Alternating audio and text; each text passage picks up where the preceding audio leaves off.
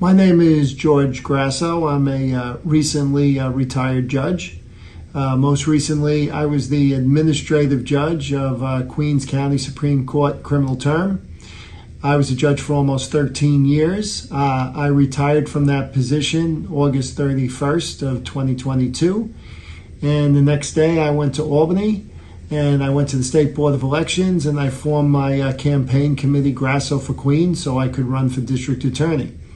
The reason I did that is because I feel right now our city is experiencing, Queens in particular, is experiencing what I call a politically driven crime wave based on, among other things, the very poorly constructed and enacted so-called criminal justice reform back in 2019. And I found that, and the consequences, particularly offensive, since I started as a New York City police officer back in 1979.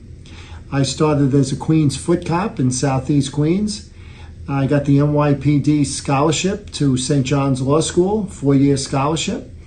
And from foot cop, I went to the 63rd Precinct in Flatbush, Brooklyn, where I was a steady midnight police officer attending law school. I worked my way up through every rank, from police officer to sergeant to lieutenant to captain to deputy inspector to inspector to deputy commissioner of legal matters, deputy police commissioner of legal matters, general counsel of the NYPD between 1997 and 2002.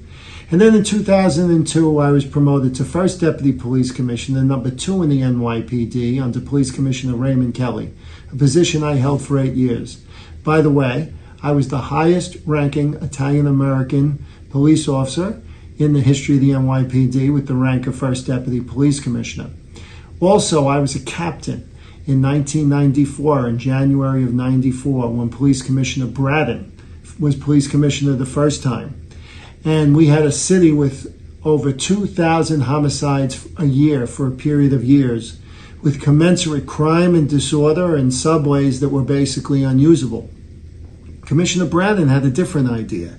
First, he was going to create solid crime data, which we called ComStat, and the whole process to analyze and report on that data publicly in real time, so that it would be clear to the public and also to the hierarchy and everyone in the police department, from police officer to chief to police commissioner, that the NYPD's business was making people safe and reducing crime, fear, and disorder.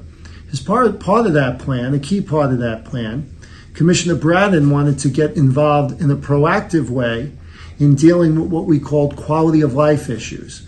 We call that misdemeanor assault. We call it street-level drug dealing.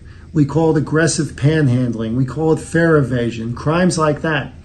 With the theory being, if we could address in the police department in a comprehensive and systemic way those particular types of violations of the law, that we could actually play a significant role in helping us drive down homicide and robberies and shootings and the more serious crime.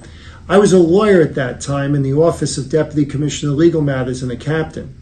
Commissioner Braden actually asked me to take responsibility to draft the first quality of life strategy for the NYPD, which I did. And it worked amazingly well, to the point that we saw dramatic decreases in crime across the board. And in a matter of a couple of years, we had cut homicides in half to under 1,000.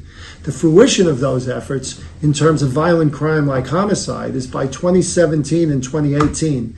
In a city that population had grown in that time to over 1 million, to over 8 million people, we had homicides down to under 300. So the subways were safe, the streets were safe. I was part of that, both as a police officer, an executive, an upper echelon executive staff member of the NYPD for 13 years of my 30-year career, and a judge for almost 30 years. Then I saw the legislature act in a political and irresponsible way. And I saw district attorneys, such as the incumbent district attorney, Melinda Katz, get elected, take their offices, and fail to confront these issues, fail to acknowledge that quality of life enforcement is important, fail to take up the proper fight with the legislature and the governor to get our laws back on track. And I realized that if I remained a judge, as much as I was proud to have gone from foot cop to the top judge, the administrative judge in Queens Supreme Court criminal term, and my term wasn't up until the end of 2024, I would not even be able to frankly discuss these issues, leave alone do something about it. So recognizing that the elected position of Queens District Attorney is the chief law enforcement officer of the county I would serve, I made the decision to resign the judgeship, run for office, and put myself in a position where I could turn all of this around. That's who I am, and that's why I'm doing what I'm doing.